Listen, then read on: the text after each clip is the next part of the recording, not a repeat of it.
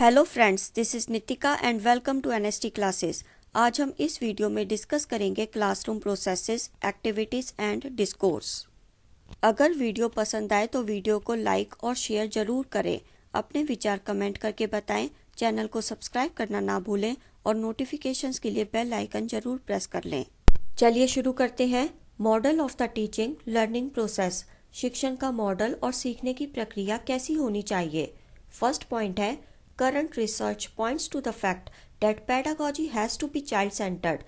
That is, it must give primacy to children's experiences, their voices and learning must have their active participation to be successful. वर्तमान की खोज इस point की ओर इशारा करती है कि पेडागोजी यानी शिक्षा शास्त्र को बाल केंद्रित होना चाहिए। मतलब शिक्षा शास्त्र को बच्चों के अनुभवों को प्रधानता देनी होगी, यानी बच्चे जब खुद एक्सपीरियंस करेंगे तभी अच्छे से सीख पाएंगे और उनकी आवाज़ को प्रधानता देनी होगी। ऐसा नहीं होना चाहिए कि टीचर कक्षा में पाठ पढ़ा रही है और कोई बच्चा टीचर की सुन रहा है, कोई नहीं। टीचर को इससे कुछ लेना देना नहीं है और वह पढ़ाकर चली भी जाती है, ये गलत है। टीचर को बच्चों के साथ उस लेसन पर डिस्कशन करनी चाहिए जो वह पाठ पढ़ा रही है, जिससे बच्चे पढ़ाई में इंटरेस्ट लें, हर बच्चे का विचार पता लगे और उनकी थिंकिंग पावर भी डेवलप हो। सीखने को भी प्रधानता देनी चाहिए। टीचर को क्लास में बच्चों को कॉन्सेप्ट से रिलेटेड एक्टिविटीज़ करवानी चाहिए और ये निश्चित करना चाहिए कि बच्चों की एक्टिविटीज़ के द्वारा सीखने में सक्रिय भागीदारी हो, तभी बच्चे सीखने में सफल हो पाएंगे। सेकेंड पॉइंट है, एजुकेशनल साइकोलॉजी यानी शैक्षिक मनोविज्ञान एक वैज्ञानिक अनुशासन है जो इस प्रश्न का उत्तर देने का प्रयास करता है कि कुछ छात्र दूसरों की तुलना में अधिक क्यों सीखते हैं। हर बच्चा एक सा नहीं होता। कुछ बच्चे दूसरे बच्चों की तुलना में जल्दी सीख लेते हैं, तो कुछ बच्चे सीखने में टाइम लगाते हैं, तो कुछ उसी टाइम में अधिक सीखते हैं। जैसे कुछ बच्चे टीचर के एक बार समझाने से ही समझ जाते हैं, लेकिन दूसरे बच्चे कई बार टीचर द्वारा पाठ को खुलकर समझाने पर ही समझ पाते हैं। जैसे टीचर ने यदि कोई क्वेश्चन हल करके दिखाया तो कुछ बच्चे उस क्वेश्चन से रिलेटेड और 10 क्वेश्चन टीचर को हल करके दिखाएंगे, लेकिन कुछ बच्चे बस वो ही सवाल हल कर पाएंगे जो टीचर ने हल किया है। यह कुछ क्वेश्चंस हैं, जैसे कि स्टूडेंट्स सेम क्लास में हो या फिर अलग अलग क्लास में हो, लेकिन कुछ क्लास में स्टूडेंट्स अधिक कैसे सीख लेते हैं। बात वही है, हो सकता है उन क्लासेस में टीचर्स और बच्चों के बीच डिस्कशन होती हो, टीचर्स द्वारा एक्टिविटीज़ करवाई जाती हो, टीचर्स बच्चों के एक्सपीरियंसेस को प्रधानता देती हो, इसलिए स्टूडेंट्स कुछ क्लासेस में अधिक सीख जाते हैं। और क्या कारण है कि कक्षाओं और स्कूलों के अंदर और बाहर बच्चों को सीखने के लिए जैसा वातावरण मिलेगा, खोज से पता चलता है कि ये प्रभावित करेगा कि छात्र क्या और कितना सीखेंगे। थर्ड पॉइंट, इन क्वेश्चंस के कई संभावित उत्तर हैं, इसलिए खोजकर्ताओं ने समान उत्तरों को एक साथ रखा है। नीचे वर्गीकरण प्रणाली का एक उदाहरण दिया गया है। By context, all those factors outside of the classroom that provide the environment for the teaching and learning process. संदर्भ या परिस्थिति के द्वारा। कक्षा के बाहर वे सभी फैक्टर्स यानी कारक जो शिक्षण और सीखने की प्रक्रिया के लिए इन्वायरमेंट यानी वातावरण प्रदान करते हैं। मतलब स्कूल के बाहर बच्चा जो कुछ भी अपने अनुभवों से सीखता है या बच्चे को जो कुछ भी अपने घर या आसपास से सीखने को मिलता है, उससे बच्चा अधिक सीखता है। बाय इनपुट यानी सहयोग के द्वारा। टीचर्स और स्टूडेंट्स के वे गुण या विशेषताएं जो वे अपने साथ कक्षा के अनुभव में लाते हैं। मतलब कुछ विशेषताएं हर टीचर में होती हैं और कुछ विशेषताएं हर स्टूडेंट में भी होती हैं, और जब वे इन गुणों या विशेषताओं को क्लास में लाते हैं और अनुभव करते हैं तो एक दूसरे के सहयोग से टीचर्स के लिए समझाना और बच्चों के लिए समझना बहुत आसान हो जाता है। बाय क्लासरूम प्रोसेसेस यानी कक्षा प्रक्रियाओं द्वारा। क्लास में टीचर और स्टूडेंट्स का व्यवहार और साथ ही कुछ ऐसी परिवर्तनशील वस्तुएं जैसे क्लासरूम का वातावरण और टीचर स्टूडेंट्स के बीच के संबंध पर निर्भर करता है कि बच्चे कितना सीखेंगे। क्लास में टीचर और स्टूडेंट्स दोनों का व्यवहार अच्छा होना चाहिए। ऐसा नहीं होना चाहिए कि टीचर डंडे के जोर पर पढ़ा रही है, और ऐसा भी नहीं होना चाहिए कि स्टूडेंट्स टीचर के पढ़ाने के समय टीचर का मजाक बना रहे हो या टीचर को कुछ समझते ही नहीं हो। और क्लासरूम का वातावरण और टीचर स्टूडेंट्स के बीच का संबंध परिवर्तनशील होता है, क्योंकि अगर ये दोनों चीजें सही नहीं है तो बच्चे कभी भी सीख नहीं सकते। इन दोनों में परिवर्तन करके इन्हें बेहतर से बेहतर बनाया जा सकता है। कक्षा का वातावरण रुचिपूर्ण और रचनात्मक होना चाहिए। इससे बच्चे उद्देश्यपूर्ण शिक्षा प्राप्त करने के लिए प्रोत्साहित होंगे। और सबसे इम्पोर्टेंट चीज, टीचर और स्टूडेंट्स का संबंध। एक शिक्षक और छात्र का रिश्ता बहुत पवित्र होता है। हर सफल छात्र के जीवन में कोई ना कोई शिक्षक ऐसा होता है जिसे वह जिंदगी भर भूल नहीं पाता। उस शिक्षक को वह छात्र अपने जीवन में एक आदर्श की तरह देखता है।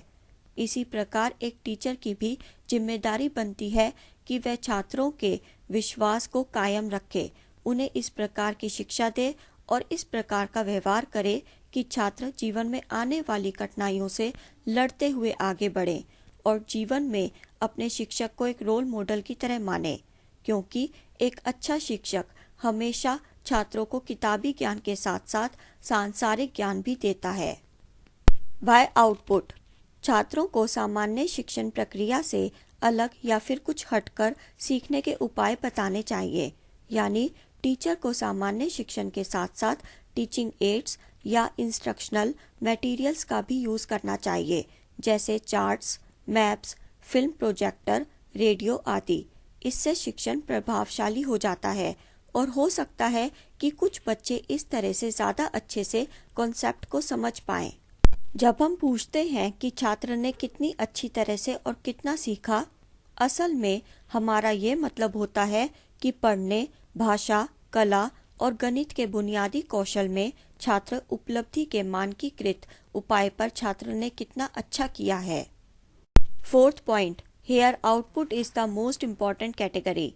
यहाँ आउटपुट सबसे महत्वपूर्ण श्रेणी है, क्योंकि बाकी श्रेणियों में परिवर्तनशील वस्तुओं का उपयोग आउटपुट के तहत मापे जाने वाली परिवर्तनशील वस्तुओं की भविष्यवाणी या उससे संबंधित करने के लिए किया जाता है।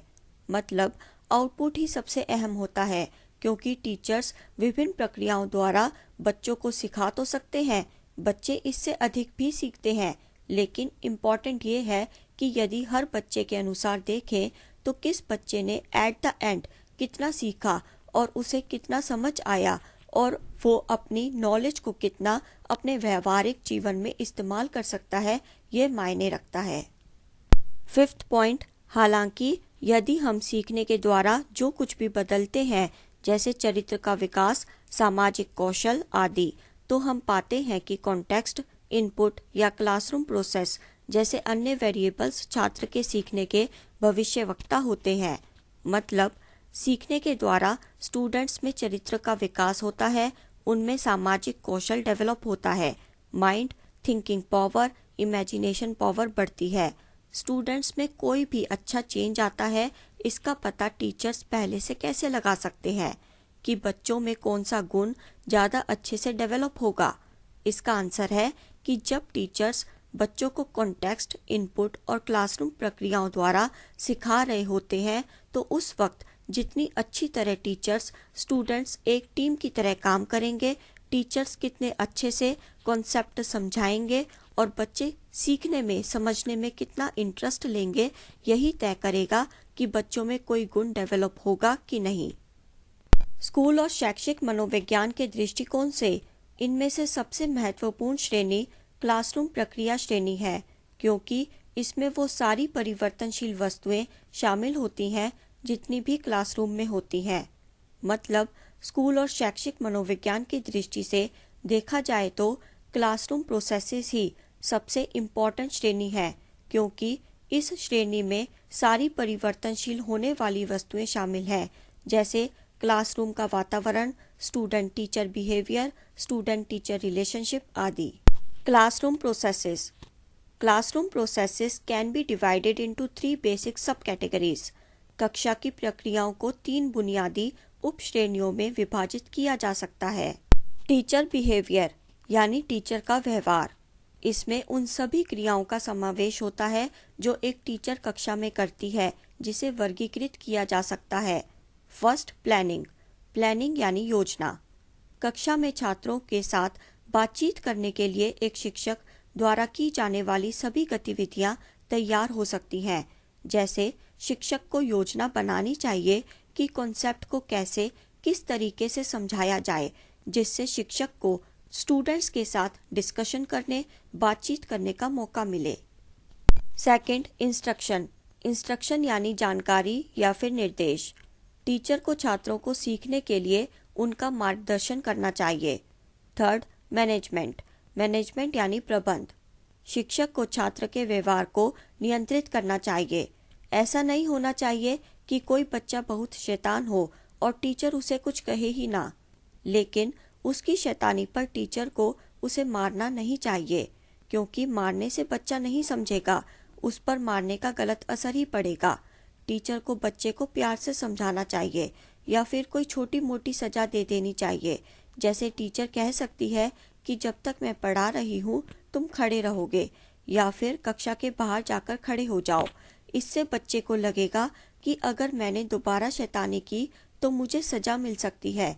इस तरह से बच्चे के व्यवहार को नियंत्रित किया जा सकता है। अनुसंधान से पता चला है कि व्यक्तिगत टीचर का व्यवहार जो परिवर्तनशील होने योग्य होता है, उसकी केवल एक छोटी संख्या वास्तव में छात्र की उपलब्धि की भविष्यवाणी करती है। मतलब टीचर का व्यक्तिगत व्यवहार कैसा है, वह स्टूडेंट्स को पर्सनली कैसे ट्रीट करता है या करती है, इस पर स्टूडेंट्स की अचीवमेंट निर्भर करती है। These are given below in order from highest to lowest. एक टीचर को क्या क्या करना चाहिए ये नीचे दिया गया है, हाईएस्ट टू लोएस्ट यानी सबसे जरूरी से सबसे कम जरूरी। First, use of positive reinforcement. Positive reinforcement यानी मोटिवेट करना। जैसे क्लास में कुछ बच्चे अच्छे नंबर लाए तो टीचर उन बच्चों से कह सकती है कि अगर आप ऐसे ही अच्छे नंबर लाओगे तो आपको रिवार्ड मिलेगा। Second, cues and corrective feedback. संकेत और सुधारात्मक प्रतिक्रिया। बच्चों को यदि कुछ ना समझ आए या बच्चे किसी क्वेश्चन का आंसर ना दे पा रहे हो तो उन्हें संकेत देने चाहिए, और यदि बच्चे कहीं गलत हैं, अपना असाइनमेंट या फिर अपना प्रोजेक्ट गलत कर रहे हैं, तो टीचर को बच्चों को सुधारात्मक फीडबैक देना चाहिए जिससे बच्चे प्रैक्टिस करके किसी भी चीज़ को अच्छे से समझ सकें। थर्ड, कोऑपरेटिव लर्निंग एक्टिविटीज़ यानी आपसी सहयोग से सीखने की गतिविधियाँ। टीचर्स को स्टूडेंट्स को करने के लिए ऐसी एक्टिविटीज़ देनी चाहिए जिसमें टीचर्स और स्टूडेंट्स दोनों भाग ले सके। Fourth, higher order questioning. मतलब टीचर्स बच्चों से ऐसे क्वेश्चंस पूछें जिन क्वेश्चंस के आंसर्स देने के लिए बच्चे अपनी थिंकिंग, इमेजिनेशन पावर का इस्तेमाल करें। जैसे टीचर ने बच्चों को कोई स्टोरी सुनाई तो टीचर बच्चों से क्वेश्चन पूछ सकती है कि what was one moment from the story that had the greatest impact on you. मतलब कहानी का कौन सा मोमेंट ऐसा था जिसका आप पर सबसे अधिक प्रभाव पड़ा। Fifth, use of advance organizers. अग्रिम आयोजकों का उपयोग। एडवांस ऑर्गेनाइजर एक टूल की तरह होता है और ये विद्यार्थियों के सीखने के बारे में और उनके द्वारा पहले से सीखी गई जानकारी के बीच के संबंध को स्पष्ट करता है, और एडवांस ऑर्गेनाइजर टीचर्स को जानकारी प्रस्तुत करने में मदद करता है ताकि स्टूडेंट्स इसे बेहतर ढंग से समझ सकें और याद रख सकें। जैसे एक्सपोजिटरी एडवांस ऑर्गेनाइजर जो स्टूडेंट्स को एक खुला विचार देता है कि लेसन किस बारे में है। जैसे टीचर लेसन शुरू करने से पहले लेसन के गोल्स बता सकती है कि आज हम लेसन को पढ़कर इन बातों के बारे में जानेंगे। स्टूडेंट बिहेवियर यानी छात्र का व्यवहार। ये सभी क्रियाएं हैं जो एक छात्र कक्षा में करेगा। उनमें एकेडेमिक लर्निंग टाइम यानी शैक्षणिक सीखने का समय नामक एक बहुत ही महत्वपूर्ण वेरिएबल शामिल है। शैक्षणिक सीखने का समय छात्रों द्वारा बाद में परीक्षण की जाने वाली सामग्री को सफलतापूर्वक कवर करने की मात्रा है। ये 3 अलग अलग वेरिएबल से बना है। First, content overlap. Content overlap होता है कक्षा में छात्रों द्वारा वास्तव में जो कवर किया गया था उसमें से परीक्षा में शामिल सामग्री का प्रतिशत। मतलब टीचर ने जो स्टूडेंट्स को क्लास में कराया उसमें से पेपर में कितना आया यानी कितना % आया। Second, engaged time. एंगेज्ड यानी व्यस्त, काम में लगे हुए। एंगेज्ड टाइम मतलब वह समय की मात्रा जिसमें स्टूडेंट्स सक्रिय रूप से सीखने में शामिल होते हैं, या ये भी कह सकते हैं कि वह समय जिस समय में स्टूडेंट्स सीखने में व्यस्त रहते हैं। Third, success. छात्रों को टीचर द्वारा दिए गए असाइनमेंट्स को सही ढंग से पूरा करने की समय सीमा, मतलब किस समय सीमा में वो अपना असाइनमेंट्स पूरा करते हैं। A high level of academic learning time means that, उच्च स्तर के शैक्षणिक सीखने के समय का क्या मतलब है? ये मतलब है कि जिस समय में स्टूडेंट्स महत्वपूर्ण सामग्री को कवर कर रहे हैं, ऐसी सामग्री जिसका बाद में परीक्षण या मूल्यांकन किया जाता है। Students are on task most of the class period. Class period के अधिकतर समय में स्टूडेंट्स काम में लगे हुए होते हैं, यानी अपनी पढ़ाई में व्यस्त होते हैं। Students are successful on most of the assignments they complete. जो विद्यार्थी ज़्यादातर अपने असाइनमेंट्स पूरा करते हैं, वे ही सफल होते हैं। अदर प्रोसेसेस, अन्य प्रक्रियाएं। सीखने की उपलब्धि को प्रभावित करने वाले अन्य कक्षा कारकों के कुछ उदाहरण हैं। First, classroom atmosphere and moral. कक्षा का माहौल और मनोबल। कक्षा का माहौल इंटरैक्टिव होना चाहिए जिससे कि टीचर्स और स्टूडेंट्स की मनः स्थिति अच्छी रहे। सेकंड, टीचर्स को लीडरशिप की भूमिकाओं में विद्यार्थियों को संलग्न होने का अवसर देना चाहिए जिससे बच्चों में लीडरशिप क्वालिटी डेवलप हो। पिछले कुछ वर्षों के दौरान शैक्षिक मनोविज्ञान में विकसित की गई सबसे महत्वपूर्ण अवधारणाओं में से एक ये है कि क्लासरूम प्रोसेस वेरिएबल्स का स्टूडेंट्स की उपलब्धि से सीधा जुड़ाव है। विशेष रूप से हम ये कह सकते हैं कि टीचर के कक्षा व्यवहार का स्टूडेंट्स के कक्षा व्यवहार पर सीधा प्रभाव पड़ता है, खासकर एकेडमिक लर्निंग टाइम पर। इस प्रकार academic learning time students achievement को मापने का सबसे सीधा जुड़ाव है। मतलब यदि स्टूडेंट्स टीचर को रोल मॉडल मानते हैं तो अगर टीचर का व्यवहार ही सही नहीं होगा तो बच्चे क्या सीखेंगे। इसलिए जरूरी है कि टीचर का बिहेवियर बहुत अच्छा हो, इससे बच्चों पर भी अच्छा प्रभाव पड़ेगा। चलिए अब कुछ क्वेश्चंस कर लेते हैं।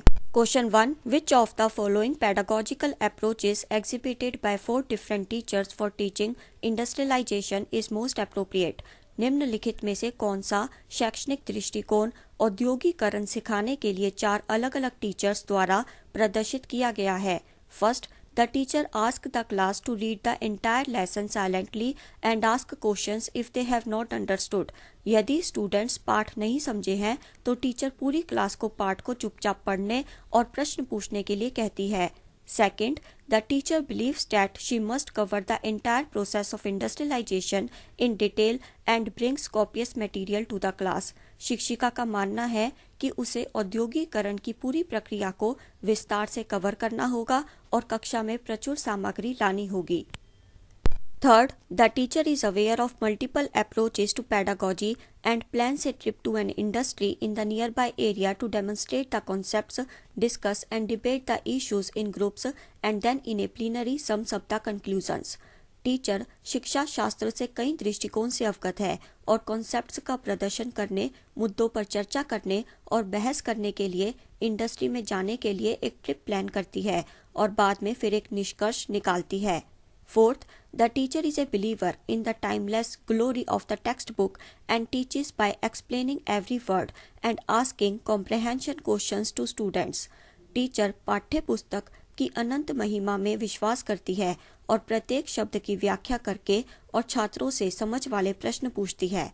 इसका सही आंसर है third option, the teacher is aware of multiple approaches to pedagogy and plans a trip to an industry in the nearby area to demonstrate the concepts, discuss and debate the issues in groups and then in a plenary sums up the conclusions. Question 2. The question answer technique can be quite effective in teaching social science as it ensures. प्रश्न उत्तर तकनीक सामाजिक विज्ञान को पढ़ाने में काफ़ी प्रभावी हो सकती है क्योंकि ये सुनिश्चित करती है कि first, students come into class well prepared. Students कक्षा में अच्छी तरह से तैयार होकर आते हैं। Second, an active participation by learners. शिक्षार्थियों द्वारा एक सक्रिय भागीदारी। Third, a more disciplined class. एक अधिक अनुशासित class. Fourth, students ability to respond better in examination. छात्रों की परीक्षा में बेहतर प्रतिक्रिया देने की क्षमता। इसका सही आंसर है second option, an active participation by learners. Question 3, which of the following is not a classroom process? निम्नलिखित में से कौन सी कक्षा की प्रक्रिया नहीं है?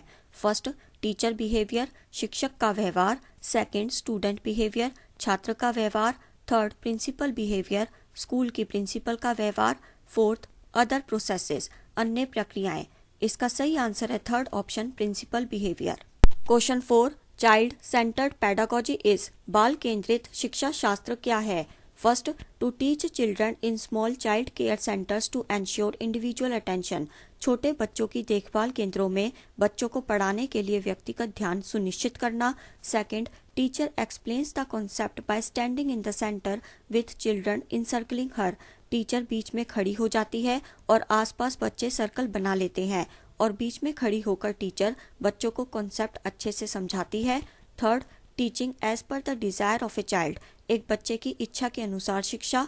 Fourth, giving primacy to children's experiences, their voices and their active participation, बच्चों के अनुभव, उनकी आवाज़ और उनकी सक्रिय भागीदारी को प्रधानता देना। चलिए देखते हैं इसका सही आंसर क्या है। इसका सही आंसर है fourth option, giving primacy to children's experiences, their voices and their active participation. अगर वीडियो पसंद आई हो तो वीडियो को लाइक और शेयर जरूर करें, अपने विचार कमेंट करके बताएं, चैनल को सब्सक्राइब करना ना भूलें और नोटिफिकेशंस के लिए बेल आइकन जरूर प्रेस कर लें। See you in the next video, till then good bye.